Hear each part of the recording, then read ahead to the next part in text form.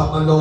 വളരെ സമാധാനത്തോടുകൂടെ ഈ രാവിലെ സമയം കർത്താവിനെ മഹത്വപ്പെടുത്തുവാനുള്ള അവസരം കർത്താവ് ഒരുക്കി തന്ന കർത്താവിനെ വിശ്വസ്തതയ്ക്ക് സ്തോത്രം ചെയ്യുന്നു. വിശേഷാൽ ഓൺലൈൻ കൂടെ നമ്മൾ കൂടെ സംബന്ധിക്കുന്ന പ്രിയപ്പെട്ടവർക്കുമായി ദൈവത്തെ സ്തുതിക്കുന്നു. ഇന്ന് രാവിലെ സമയം വളരെ സമാധാനത്തോടെ ആലയത്തിൽ കടന്നു വരുവാൻ ദൈവം നമുക്ക് അവസരം ഒരുക്കി തന്നു. വിശേഷാൽ പ്രിയച്ചായ ദൈവാത്മാ താങ്ങി ദൈവം സഹായിച്ചു.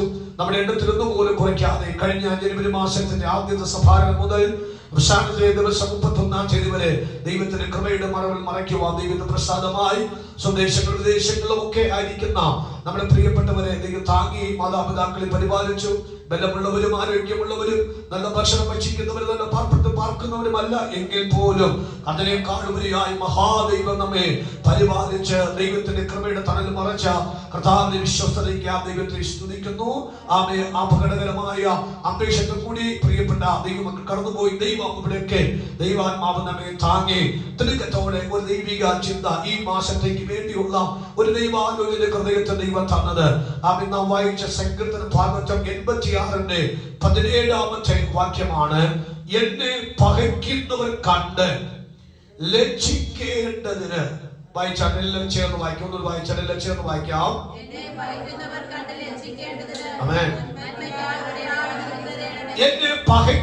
കണ്ട് ലജ്ജിക്കേണ്ടതിന്. അടുത്ത നന്മയ്ക്കായി ഈ ഫെബ്രുവരി മാസം ഒരു അടയാളം എനിക്ക് തരണമേ എന്നുള്ളൊരു പ്രാർത്ഥന ശബ്ദമാണ്. ശ്രേഷ്ഠമായ ഒരു വെളിപ്പാട് നമ്മുടെ അകത്ത് ദൈവാത്മാവ് നൽകിയിട്ടുണ്ട്. നന്മയ്ക്കായി ഒരു അടയാളം ദൈവം എനിക്ക് തരും, അത് തരണം എന്നൊരു പ്രാർത്ഥനയുടെ വാചകമാണ്. ദാവീദ് വാക്യം. അത് ഒരു ചലഞ്ചിങ് വേർഡായിട്ട് നമുക്ക് ഈ മാസം എടുക്കണം. ഈ 3-ാം തീയതി ആ ചലഞ്ചിങ് വേർഡ് എടുക്കണം. എന്താ കർത്താവേ, ഒത്തിരി വ്യക്തികൾ എന്നെ പകച്ചു, ഒത്തിരി വ്യക്തികൾ എന്നെ പരിഹസിച്ചു, ഒത്തിരി വ്യക്തികൾ എനിക്ക് ആശ്വാസമായിരുന്നില്ല. അതിനു പകരം എനിക്ക് എന്റെ അനർത്ഥം കാണുവാൻ, എന്റെ സന്തോഷം അനുഭവിക്കാതിരിക്കാൻ തക്കവണ്ണം, ഒരു ശ്രേഷ്ഠത പ്രാപിക്കാതിരിക്കാൻ തക്കവണ്ണം ഞാൻ ഒരു ശൂന്യതയിലേക്ക് മാറുവാൻ, എന്റെ കുടുംബം ഒരു ശൂന്യതയിലേക്ക് മാറുവാൻ, എന്റെ സഭ ഒരു ശൂന്യതയിലേക്ക് മാറുവാൻ, ഒരു നന്മ കാണാനല്ല പന്നി കൊതിച്ചത്, ഒരു തിന്മയും നിരക്കും കാണുവാനാണ് പന്നി കൊതിച്ചത്. പക്ഷെ ആത്മാവോട് പറഞ്ഞ വാക്കാകുന്നു അടയാളത്തോടൊരു മറുപടി ഈ മാസം ദൈവസഭയ്ക്ക് ദൈവം ഈ ഫെബ്രുവരി മാസം ഓഫർ ചെയ്തുകൊണ്ട് ആ നിയോഗം ഏറ്റെടുത്തവർ കരമടിച്ചു കർത്താവേ, ഞാൻ വിശ്വസിക്കുന്നു അത് എനിക്ക് വേണ്ടി, എന്റെ തലമുറയ്ക്ക് വേണ്ടി, എന്റെ സഭയ്ക്ക് വേണ്ടി, എന്റെ ശുശ്രൂഷയ്ക്ക് വേണ്ടി, എന്റെ വ്യക്തി ജീവിതത്തിന് വേണ്ടി, ഞാൻ വ്യക്തിപരമായി പ്രാർത്ഥിച്ച് അറിയുന്ന വിഷയത്തിന് വേണ്ടി വ്യക്തമായ ഒരു അടയാളം സഹിതമുള്ള മറുപടി എന്റെ ജീവിതം ദൈവാത്മ തരുമെന്ന് ഞാൻ ഇന്ന് രാവിലെ വിശ്വസിക്കുന്നു എന്ന് പറഞ്ഞ അണ്ടകണ്ടകൾ നാളെ നിറകണ്ടുകളോട് പ്രാർത്ഥിച്ചത്, അവൻ ഉപവാസത്തോട് ആത്മതപനം ചെയ്തത്, ദൈവസന്നിധിയിൽ വിളിച്ചാലോചിച്ചത്, അതിന് പകരമായിട്ട് പരിശുദ്ധാത്മാവ് വാക്കാവുന്നു അടയാളത്തോടുകൂടെ ഒരു മറുപടി ആത്മാവ് തരാൻ പോകുകയാണെന്ന് പരിശുദ്ധാത്മാവ് ഈ പ്രഭാതത്തിൽ പ്രവചിപ്പാണ്ടൊക്കെ എനിക്ക് നിയോഗം തരുന്നുണ്ട്. യേശുവിന്റെ നാമത്തിൽ കരമടിച്ചു യേശുവേ, അതിന്റെ തലമുറയ്ക്കായി അടയാളത്തോടെ മറുപടി എന്റെ വ്യക്തി ജീവിതത്തിന്റെ വിഷയത്തിന്റെ മധ്യത്തിൽ, ആത്മീയ വിഷയത്തിൽ, ഭൗതിക വിഷയത്തിന്റെ അനുഭവത്തിൽ ദൈവം എനിക്ക് അനുഗ്രഹിക്കപ്പെട്ട അടയാളത്തോടെ മറുപടി പരസ്യമായി അനേകം കാണത്തക്കവണ്ണം എന്നെ ആധരിക്കാൻ ദൈവത്തെ വിശ്വസിക്കാൻ ഞാൻ ദൈവത്തിന് സ്തോത്രം ചെയ്യുകയാണ്. ഒന്നാമത്തെ വാക്കിന്റെ ഒരു ചില ചോദ്യം. ഒന്ന്, ആർക്കാണ് ഈ അടയാളം കൊടുക്കുന്ന ഒരു ചോദ്യം. നമ്പർ 1, ആർക്കാണ് ഈ അടയാളം കൊടുക്കുന്ന വാക്യം. നമുക്ക് ഈ വാക്യം വെച്ച് തന്നെ അത് എടുക്കാം. ഒന്ന്, അത് 86-ാമത്തെ വാക്യത്തിന്റെ 2-ാമത്തെ വാക്യം, ദൈവത്തിന്റെ ഭക്തന്മാർക്ക് വേണ്ടി. ഒന്നുകൂടി ആവർത്തിക്കുന്നു, ദൈവത്തെ മാത്രം ശരണപ്പെട്ട്, ദൈവത്തെ മാത്രം സേവിക്കുന്ന, ദൈവത്തോട് മാത്രം സംസാരിക്കുന്ന വേറൊരു ദൈവമില്ല, ഒരു ദൈവം മാത്രമേ ഉള്ളൂ. അത് സാക്ഷാൽ എന്റെ യേശു കർത്താവാണെന്ന് പരിപൂർണമായി വിശ്വസിക്കുന്ന ഒരു വ്യക്തിക്ക് വേണ്ടി ആത്മാവിടുന്നു. എന്റെ ഭക്തന് വേണ്ടി ഞാൻ ഈ മാസം ഒരു അടയാളം കൊടുക്കുമെന്ന് സ്വർഗ്ഗം ഇന്ന് രാവിലെ പരസ്യമായി പറയുകയാണ്. നിറഞ്ഞു നിന്ന് ആരാധിച്ച് സൂക്ഷിക്കേണ്ട വെളിപ്പാടാണ് എന്റെ അകത്ത് ദൈവം കത്തുനിൽക്കുന്ന വാക്ക്. ആർക്കാണ് അവരെ അടയാളം കൊടുക്കുന്ന വാക്ക്? ദൈവത്തിന്റെ ഭക്തന്മാർക്ക് വേണ്ടിയാണ്. അർത്ഥം അവൻ ദൈവത്തെ സ്നേഹിക്കുകയും ദൈവത്തെ ഭയപ്പെടുകയും ചെയ്യുന്ന വ്യക്തിക്ക് പറയുന്ന വാക്കാണ് ഭക്തൻ. അങ്ങനെയാണെങ്കിൽ ഞാൻ ടോട്ടലി അവൻ ദൈവത്തെ സ്നേഹിക്കുന്നു, ടോട്ടലി ഞാൻ ദൈവത്തെ ഭയപ്പെടുന്നു, അങ്ങനെ ദൈവത്തിന് പ്രവാക്കാവുന്നു. അങ്ങനെ സ്വന്തം ദൈവ ഭയമാണ് നമ്മുടെ എല്ലാത്തിനും വിജയം കൊണ്ടുവരുന്ന വാക്ക്. അങ്ങനെ എങ്കിൽ ദൈവത്തെ ഭയപ്പെടുകയും ദൈവത്തെ സേവിക്കുകയും ചെയ്യുന്നവനെ വിളിക്കുന്ന പദമാണ് ഭക്തൻ. അപ്പോൾ ആ അടയാളം ഒന്ന് ദൈവത്തെ ഭക്തന്മാർക്ക് വേണ്ടി. 86-ന്റെ 6-ാമത്തെ വാക്യമാണ് അതെ. രണ്ടാമത്തെ വാക്യം 86 രണ്ടാമത്തെ വാക്യം ദൈവത്തിൽ ആശ്രയിക്കുന്നവർക്ക് വേണ്ടി. വിശുദ്ധ ബൈബിളിനകത്ത് സങ്കീർത്തനം 118 6-ാമത്തെ വാക്യമാണല്ലോ ബൈബിളിന്റെ നടുക്കത്തെ വാക്യം. ആ നടുക്കത്തെ വാക്യം ഇതാണ് നാം വായിച്ച വാക്ക്.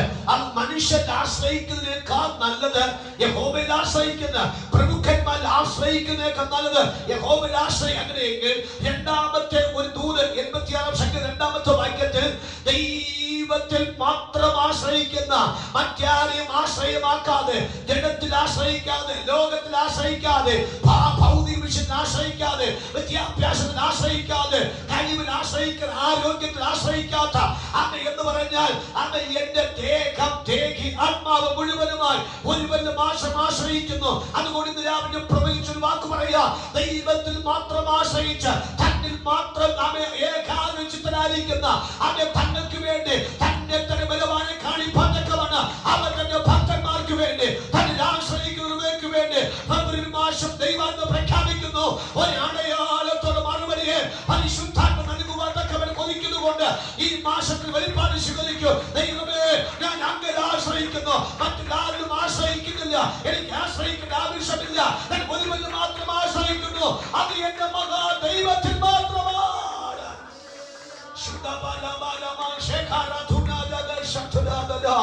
86-ാം സംഖ്യത്തിലെ 3-ാമത്തെ വാക്യത്തിൽ ആർക്കാ ദൈവം അടയാളം കൊടുക്കുന്ന വാക്ക്?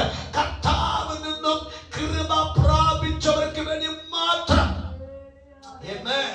കർത്താവിൽ നിന്നും കൃപ പ്രാപിച്ചവർക്ക് മാത്രം എന്ന് ഓർത്തു.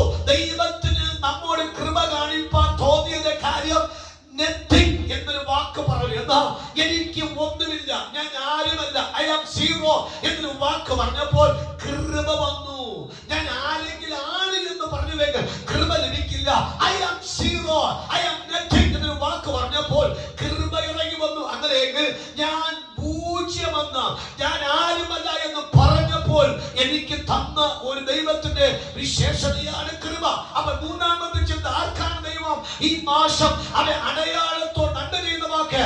ദൈവത്തിന്റെ കൃപ പ്രാപിച്ച സ്പെഷ്യൽ കൺസിഡറേഷൻ, പ്രത്യേകിച്ച് ഒരു പരിഗണന പ്രാപിച്ച, പ്രത്യേകിച്ച് ഒരു പ്രയോറിറ്റി പ്രാപിച്ച, തന്റെ ജനത്തിനു വേണ്ടി പ്രസവിച്ച എന്ന് പറയുന്നു.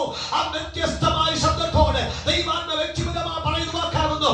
ദൈവത്തിന് സ്പെഷ്യൽ കൃപ പ്രാപിച്ച എനിക്ക് വേണ്ടി ഒരു അടയാളത്തോടുകൂടെ ഒരു മറുപടി ഉണ്ടെന്ന് ഞാൻ ഇന്ന് രാവിലെ ആ മരുന്ന് വെച്ച് പ്രവചിപ്പാൻ തുടങ്ങിയാൽ ആ ദൂതിന് ശബ്ദം സ്വീകരിപ്പാൻ നിയോഗമുള്ളവർ കരമരിച്ചെന്ന് പറയാമോ? ആത്മാവേ, എനിക്ക് മോക്ഷമുണ്ട്. ഈ കഴിഞ്ഞ ഒരു മാസം മുഴുവനും ഞാൻ ദൈവകൃപ പ്രാപിച്ചവനാണ്, ഞാൻ ദൈവകൃപ പ്രാപിച്ചവനാണ്. എങ്കിൽ ഈ മാസവും കൃപ പ്രാപിച്ച് എനിക്ക് വേണ്ടി അടയാളത്തോടുകൂടെ ഉള്ളൊരു മറുപടി എനിക്ക് തരുമെന്ന് ഞാൻ 100% അത് വിശ്വസിക്കുന്നു എന്ന് പരിശുദ്ധാത്മ നിയോഗത്തോടുകൂടെ കരം ചേർത്ത് സ്വീകരിച്ച് ആമേൻ പറയാം.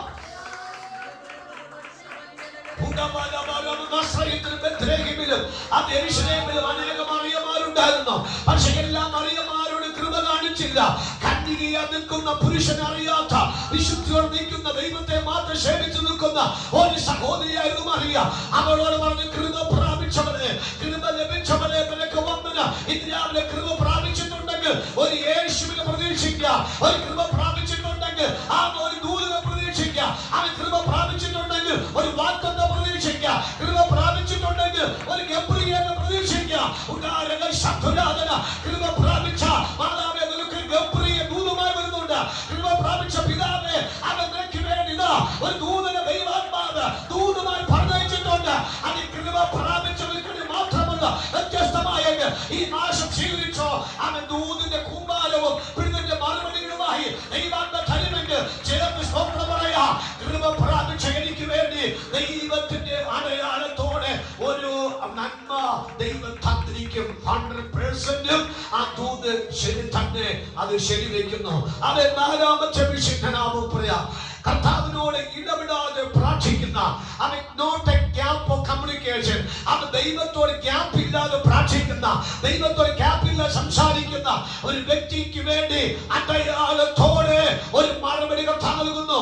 ഇതെല്ലാം 86-ാം സംഖ്യയുടെ വെളിപ്പാടാണ്. ഇതിനകത്താണ് കമ്മ്യൂണിക്കേഷന് ഭയങ്കര പ്രാധാന്യമുണ്ട്, പ്രാർത്ഥനയ്ക്ക് വലിയ പ്രാധാന്യമുണ്ട്. ഇടപെടാതെ പ്രാർത്ഥിക്കുന്നവർക്ക് വേണ്ടി മാറ്റങ്ങൾ നിരവധി കൊടുക്കുന്നുവെന്ന് വിശുദ്ധമായ തെളിവോടെ പറയുന്ന വാക്കാണ്. അപ്പോൾ ദൈവസന്നിധിയിൽ ഈ മാസത്തിന്റെ 2-ാം മാസം 1-ാം തീയതി ആവർത്തിച്ച് പറയുന്നു, കഴിഞ്ഞ ഒരു മാസം കമ്മ്യൂണിക്കേഷൻ ഗ്യാപ്പ് ഇല്ലാതെ, അവൻ സംസാരത്തിന് ഗ്യാപ്പ് ഇല്ലാതെ വന്ന 24 മണിക്കൂർ ദൈവത്തോട് സംസാരിച്ചവരാണ് ഈ ദൈവശബ്ദം കേൾക്കുന്നുവെങ്കിൽ ഞാൻ നിങ്ങൾക്ക് ഓഫർ ഇടുന്നു. അവൻ അടയാളത്തോടെ ഒരു മറുപടി പരിശുദ്ധാത്മാവ് ഈ മാസം തരാത്തക്കവണ്ണം എന്റെ ദൈവത്തിന് പ്രസാദമാണെന്ന് ഞാൻ പ്രവചിച്ചു പറയുന്നു. കരമടിച്ചു പറഞ്ഞാട്ട് ഉപവസിച്ച മാതാവേ, പ്രാർത്ഥിച്ച പ്രിയപ്പെട്ടവരെ, അവൻ സഹോദര കുഞ്ഞേ, അവൻ നിനക്ക് വേണ്ടി ദൈവാത്മാവ് നീ ഉപവസിച്ച് പ്രാർത്ഥിച്ചില്ലേ, അവൻ കണ്ണീരോടെ കാണുന്നില്ലേ, വേദനയോടെ ദൈവത്തെ അടുത്തില്ലേ, അതിന്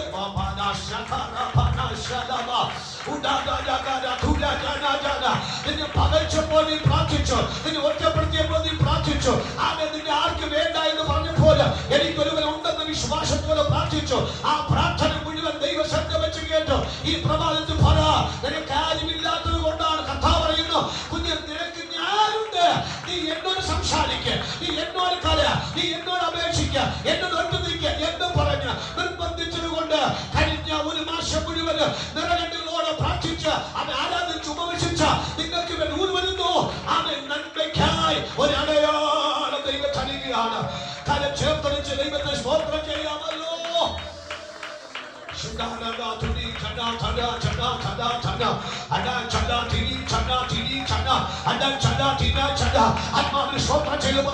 എനിക്ക് വിശ്വാസമായ കർത്താവ്, എനിക്ക് എന്നെ ഓർക്കുന്ന കർത്താവ്, ഞാൻ ഭക്തനായതുകൊണ്ട്, ഞാൻ ആശ്രയിച്ചതുകൊണ്ട്, കർത്താവിന് കൃപ പ്രാപിച്ചതുകൊണ്ട്, ദൈവത്തോട് പ്രാർത്ഥിക്കുന്നതുകൊണ്ട് എനിക്ക് ദൈവം അടയാളത്തോടെ മറുപടി തരാതിരിക്കയില്ല.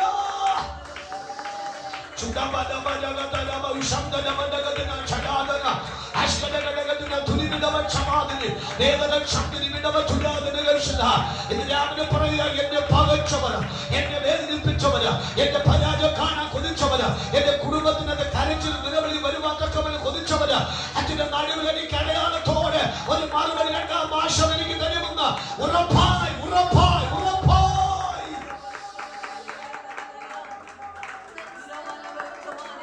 കാര്യമൊന്നുയർത്തി ആ ദൈവത്തിന് സ്തോത്രം കൂടി കർത്താൻ കൊടുക്കാമോ?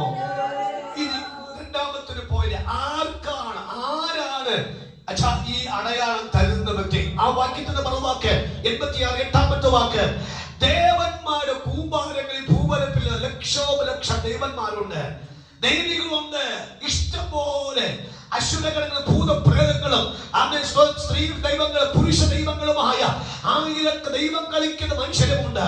പക്ഷെ അതിന് നടുവിൽ പറയുന്നു, എനിക്ക് നന്മയ്ക്കായി അടയാളം തരുന്ന ദേവന്മാരോ ദൈവമാരോ അല്ല, ഒരുവൻ മാത്രമാണ്. ദൈവത്തെ പോലെ ദൈവം വേറെ ആരുമില്ല. അങ്ങനെയാണെങ്കിൽ എനിക്ക് അടയാളത്തോടെ മറുപടി തരുന്നവൻ സർവശക്തനും സർവവ്യാപിയും സർവജ്ഞാനിയും ദൈവം എന്നുള്ള ഒരു വെളിപ്പാടാണ് ഈ മാസത്തെ 1-ാം ദിവസം ദൈവം എന്ന വാക്കാണ്. ദേവന്മാരിൽ നിനക്ക് തുല്യനായവൻ ആരുമില്ല. അപ്പൊ അങ്ങനെയെങ്കിൽ ഇന്ന് രാവിലെ ആത്മാവിൽ പറയാം, എന്റെ ദൈവം ആരാണ്? എന്റെ ദൈവം സകല ദേവന്മാരെക്കാളും അവൻ കർത്താതി കർത്തനും ദേവാതി ദേവനും, അവൻ മാത്രം അമർച്ചയുള്ളവനുമാണ്, കാണാൻ കഴിയാത്തവനാണ്, മനുഷ്യർക്കാർക്ക് മനസ്സിലാക്കാൻ പറ്റത്തിലധികം. പക്ഷെ ഇന്ന് രാവിലെ ആ ദൈവം പറയുന്നു, ഞാൻ കേൾക്കുന്നു, ഞാൻ കാണുന്നു, കഷ്ടത കേട്ടു, നിലവിളി കേട്ടു, അതുകൊണ്ട് ഞാൻ നിനക്ക് ഈ മാസം അടയാളത്തോടെ മറുപടി തരുമെന്ന് അവൻ സർവശക്ത ദൈവം ഈ പ്രഭാതത്തിൽ നമ്മോട് ഈ മാസം 1-ാം തീയതി പ്രാർത്ഥിക്കുന്നു. ചേർത്ത മഹാദൈവത്തിന്, അടയാളത്തോടെ നന്മ തരുന്ന ദൈവത്തിന് കരമുയർത്തി നന്ദി പറയാം, സ്തോത്രം ചെയ്യാം. 2-ാമത്തെ വാക്യം 86 8-ാമത്തെ വാക്യത്തിൽ, കർത്താവേ എനിക്ക് വെളിപ്പാട് കിട്ടെ, നിന്റെ പ്രവൃത്തിയെ പോലെ ഒരു പ്രവൃത്തി വേറെ ആരുമില്ല, ഇതിൽ അറിവാണ്. 1-ാമത്തെ അറിവ്, ഞാൻ നീ ദേവന്മാരെ കാട്ടു വലിയവനാണ്. അതിന്റെ 1-ാമത്തെ അറിവ് അറിവാണ്. രണ്ടാമത്തെ അറിവാകുന്നു നിന്റെ പ്രവൃത്തി പോലെ വേറെ പ്രവൃത്തിയില്ല. ആരൊക്കെ തച്ചിന് വെച്ച് പ്രവർത്തിച്ചാലും രാത്രി പകലില്ലാതെ പ്രവർത്തിച്ചാലും എന്തുമാത്രം 365 അവൻ ദിവസവും പ്രവർത്തിച്ചാലും എന്റെ ദൈവം പ്രവർത്തിക്കുന്ന പോലത്തെ പ്രവൃത്തിയാകത്തില്ലെങ്കിൽ അവന്റെ പ്രവൃത്തി മനോഹരത്വവും അവന്റെ പ്രവൃത്തി ചന്തവും അവന്റെ ഉചിതവും കണ്ണുകൾക്ക് ഇമ്പവും കേൾക്കുമ്പോൾ തന്നെ ഇമ്പവും അവൻ കാണാൻ ഭംഗിയുമുള്ള തക്കവണ്ണം ഒരു പ്രവൃത്തി ദൈവാത്മ ചെയ്യുമെങ്കിൽ ഈ രാവിലെ പറയാ അവന്റെ പ്രവൃത്തി അത്ഭുതമാണ്, അവന്റെ പ്രവൃത്തി അതിശയമാണ്, അവന്റെ പ്രവൃത്തി അനേകർക്ക് അത്ഭുതങ്ങൾ സൃഷ്ടിക്കുന്ന പ്രവൃത്തിയാണ്. കരമടിച്ചു പറയുക യേശുവേ അങ്ങയുടെ പ്രവൃത്തി ഭയങ്കര പ്രവൃത്തി എന്ന് വെളിപ്പാട് ഞാൻ പ്രാപിച്ചിട്ടുണ്ട്. ഇതെല്ലാം ഒത്തിരി റെഫറൻസുകൾ ചേർത്ത് വെച്ച് ശുശ്രൂഷിക്കേണ്ട വെളിപ്പാടാണ്. എങ്കിലും ആമേൻ നമുക്ക് 10 മിനിറ്റ് കൂടി മാത്രമേ മുമ്പിലുള്ളൂ. ആമേൻ നമുക്ക് സഞ്ചരിക്കുന്നുണ്ടല്ലോ. മൂന്നാമത്തെ കാര്യം 86 9 വാക്യം, എല്ലാവരും അങ്ങ് ആരാധിപ്പാത്തക്കവണ്ണം അവൻ യോഗ്യനാദയമാണ്. നോക്കണം, അതായത് നീ ഉണ്ടാക്കിയ സകല ജാതികളെക്കാളും തിരു മുമ്പിൽ വന്ന് നമസ്കരിക്കാം. അവർക്ക് താമത്തെ മകത്വം പറഞ്ഞു കഴിഞ്ഞാൽ അങ്ങയെ പോലെ ഒരു ആരാധിക്കാത്തക്കവൻ കൊള്ളാവുന്നവൻ ഉലകത്തിനകത്തിന്നതൊരു അറിവ്. ഒന്നാമത്തെ അറിവ് നീ ദേവന്മാരെക്കാളും നീ മഹാദയ അറിവാണ് എനിക്ക് അറിയാമെന്ന് വരുന്നതില്ല. രണ്ടാമത്തെ വാക്ക് അങ്ങ് പ്രവചിക്കും പോലെ മറ്റാർക്കും പ്രവചിക്കാൻ പറ്റില്ലെന്ന അറിവാണ്.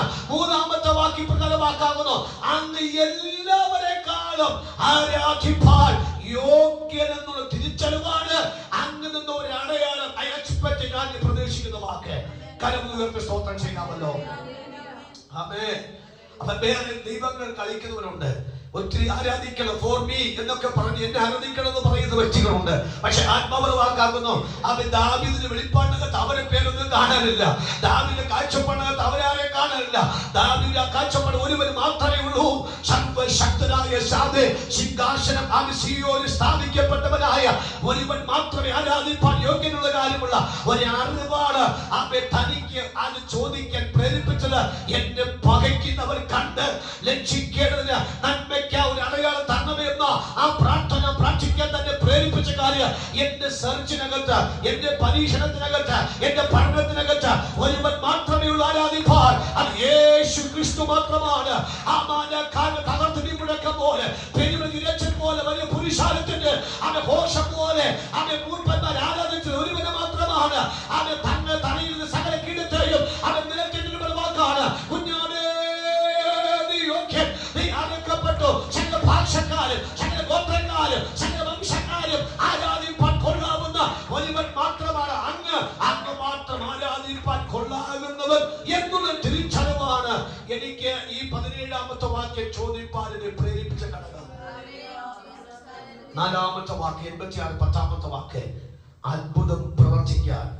നമ്മൾ അത്ഭുതം എന്ന വാക്ക് തന്നെ അതിന്റെ വ്യാഖ്യാനവും അതിന്റെ അർത്ഥങ്ങളും പഠിച്ചു കഴിഞ്ഞാൽ അത്ഭുതം സിദ്ധി എന്നൊക്കെ പദങ്ങളെ കൊണ്ട് പുതിയപ്പെട്ട ഒത്തിരി മലയാള അർത്ഥങ്ങളും ബൈബിളിന്റെ ഭാഷയ്ക്കകത്തുണ്ട്. പക്ഷേ ദാവീദിന്റെ സെർച്ചിനകത്ത് അത്ഭുതം എന്ന് പറയാൻ പറ്റുന്ന ഒരു വ്യക്തിക്ക് പറ്റൂ, കർത്താവ് മാത്രം. അത്ഭുതം പ്രവർത്തിക്കുന്നവരുണ്ടായിരിക്കാം, അത്ഭുതം പ്രവർത്തിക്കുമെന്ന് പറയുന്നവരുണ്ടായിരിക്കാം, ഇപ്പോൾ കാണിച്ചു തരാം എന്ന് പറയുന്നുണ്ടായിരിക്കാം. പക്ഷെ ഒരു കാര്യം ആത്മാവിൽ പറയാം, ദാവീദിന്റെ വെളിപ്പാട് എന്ന് വാക്കാകുന്നു മോശയുടെ വടി സകല മിസ്രയീമിന്റെ വടിയെ വിഴുങ്ങിയ ഒരു വെളിപ്പാടത്തിനകത്ത് കിടപ്പുണ്ട്.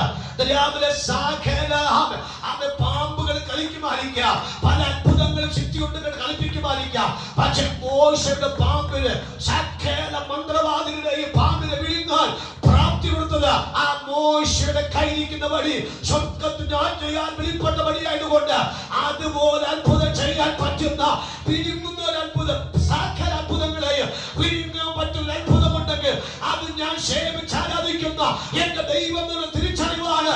അവൻ എന്നെ പകയ്ക്കുന്നവരെ കണ്ട് ലക്ഷിക്കാൻ തന്നെ നന്മയ്ക്ക് അടികൾ തന്നവേ എന്ന് പറയാൻ കാര്യം അങ്ങ് അത്ഭുതങ്ങൾ പ്രവചിപ്പോൾ ശക്തൻ കരമരിച്ചതാത്മാവി സ്വപ്നം ചെയ്യണം.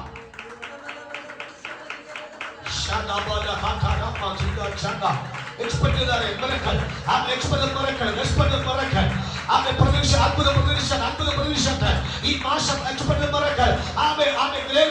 ഏറ്റവും വലിയ അത്ഭുതം, ഏറ്റവും വലിയൊരു അത്ഭുതം, ഏറ്റവും വലിയൊരു അത്ഭുതം, ബുദ്ധിക്ക് അത്ഭുതമായിട്ട്, ചിന്തയ്ക്ക് അത്ഭുതമായിട്ട്, സമ്പത്തിന് അത്ഭുതമായിട്ട്, നമ്മുടെ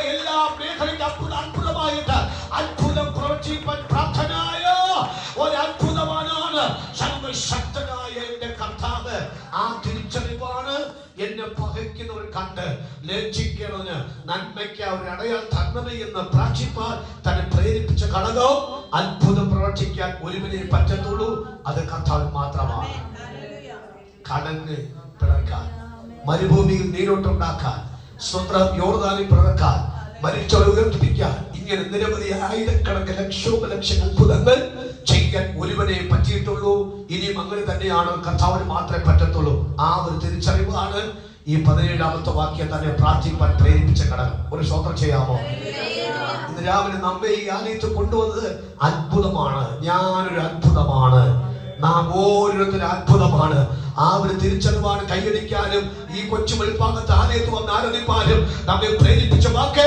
ഞാൻ അത്ഭുതം, എന്നെ ഒരു അത്ഭുതമാക്കി വെച്ചു, എന്റെ കുടുംബത്തെ ഒരു അത്ഭുതമാക്കി വെച്ചു, എന്റെ കുഞ്ഞുങ്ങളെ ഒരു അത്ഭുതമാക്കി വെച്ചു, എന്റെ സഭയെ ഒരു അത്ഭുതമാക്കി വെച്ചു. ഒരു പ്രാവശ്യം കൂടി ആ കടമ ഉയർത്തി ആ അത്ഭുതമാ ദൈവത്തിന് നന്ദി പറയാമല്ലോ. അവൻ 5ാമത്തെ തിരിച്ചറിവ്, ആ 86 വാക്യത്തിൽ ഇങ്ങനെ വാക്കാവുന്നു, നീ വലിയവനോ, അത്ഭുതങ്ങൾ പ്രവചിക്കുന്നുവല്ലോ, നീ മാത്രം. നീ മാത്രം നീ മാത്രം നീ മാത്രം ദൈവമാകുന്നു. ആ ഒരു വലിയ തിരിച്ചറിവാണ് ഈ 17ാമത്തെ വാക്യം തന്നെ പ്രാർത്ഥിക്കാൻ പ്രേരിപ്പിച്ച വാക്യം. നീ മാത്രം വലിയവൻ, നീ മാത്രം ദൈവം, നീ മാത്രം അത്ഭുതം പ്രവർത്തിപ്പാൻ ശക്തൻ. ഈ ഒരു തിരിച്ചറിവാണ് 17ാമത്തെ വാക്യത്തെ വായിച്ച വാക്ക്. ആളിനെ പകയ്ക്കുന്നവരെ കണ്ട് ലജ്ജിക്കേണ്ടതിന് നന്മയ്ക്കാണ്. ഓരോ പ്രാർത്ഥനയ്ക്കും അതിന്റെ പുറകിൽ ഒരറിവുണ്ട്. ഓരോ പ്രാർത്ഥനയ്ക്ക് മുമ്പിൽ ഒരു 4 കാര്യം പറയാം. ഒന്ന്, പരിജ്ഞാനത്തോടെ പ്രാർത്ഥന, ജ്ഞാനത്തോട് പ്രാർത്ഥന, അപ്പോൾ തന്നെ വിവേകത്തോട് പ്രാർത്ഥന, ഹൃദയദൃഷ്ടി പ്രകാശിപ്പിച്ചൊരു പ്രാർത്ഥന. ഈ 4 ചിന്തയിൽ നിന്ന് വന്ന പ്രാർത്ഥന ഫലിക്കുക തന്നെ ചെയ്യും. ഈ 16ാമത്തെ വാക്യം വരെ അത് സെർച്ച് ചെയ്തു. അവൻ 17ാമത്തെ വാക്യം പ്രാർത്ഥിക്കാൻ പ്രേരിപ്പിച്ച സ്വതന്ത്രം ചെയ്യാമോ? 16ാമത്തെ വാക്യം 81ാമത്തെ വാക്യം മുതൽ 16ാമത്തെ വാക്യം വരെയും ദൈവത്തെ കുറിച്ച് ആഴമായ പഠനം നടത്തിയപ്പോൾ 17ാമത്തെ വാക്യത്തെ പ്രാർത്ഥിക്കാൻ പ്രേരണ ലഭിച്ചു. ഈ ദൈവത്തിന് മാത്രമേ എന്നെ ലജ്ജിപ്പിച്ചവരും എന്നെ അപമാനിച്ചതുമാകെ ഒരു അടയാളത്തോടെ മറന്നുതരാൻ പറ്റൂ. ഈ നല്ല ദിവസത്തെ ഓർത്ത്, ആ നല്ല ചിന്തയെ ഓർത്ത്, നല്ലൊരു പ്രോഫറ്റിക് വെളിപ്പാടിനെ ഓർത്ത്, ആ നല്ലൊരു പ്രവചന വെളിപ്പാടിനെ ഓർത്ത് കരമൊന്ന് ചേർത്തടിച്ച് ഒരു നന്ദി പറയാമോ? എന്നെ പകച്ചവർ കണ്ട് ലജ്ജിപ്പാത്തക്കവന് എന്റെ ദൈവം വലിയവനാണ്, എന്റെ അത്ഭുത പ്രവചിപ്പാൻ ശക്തനാണ്. അതാണ് ദൈവം മാത്രമാകുന്നു.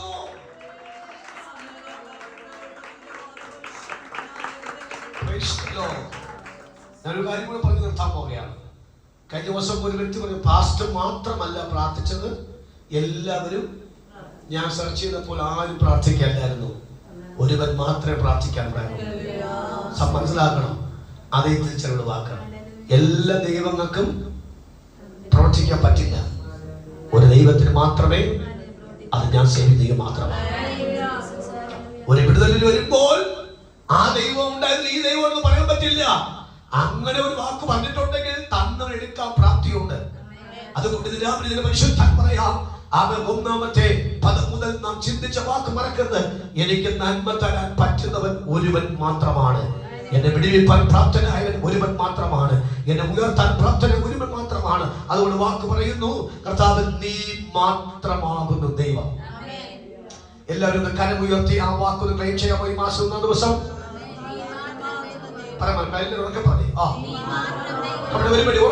നീ മാത്രം ദൈവമാകുന്നു. ഒരു കർത്താവേ, എന്നെ പകച്ചവർ കണ്ട് ലജ്ജിക്കണം. പറഞ്ഞാട്ടെ, എന്നെ പകച്ചവർ കണ്ട് ലജ്ജിക്കണമെന്ന് നന്മയ്ക്ക് ഒരു അടയാളം തരാൻ നിനക്ക് മാത്രമേ കഴിയൂ. അങ്ങേക്ക് മാത്രമേ കഴിയൂ. പറഞ്ഞാട്ടെ, എന്നെ പകച്ചവർ കണ്ട് ലജ്ജിക്കണമെന്ന് നന്മയ്ക്ക് ഒരു അടയാളം തരാൻ ഒരു ദൈവത്തിന് മാത്രമേ പറ്റൂ. അത് മകോ ദൈവവും എന്റെ വീണ്ടെടുപ്പുകാരനും മാത്രമാണ്. ഹല്ലേലൂയ. നീ മാത്രം മതി, നീ മാത്രം മതി. പറഞ്ഞാട്ടെ, നീ